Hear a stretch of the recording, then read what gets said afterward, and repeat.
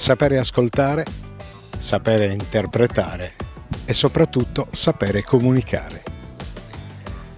La comunicazione e il feedback che è necessario nel mondo moderno. Ascoltare serve per pianificare, per programmare, e la comunicazione serve per trasmettere esattamente quello che noi facciamo o vogliamo fare.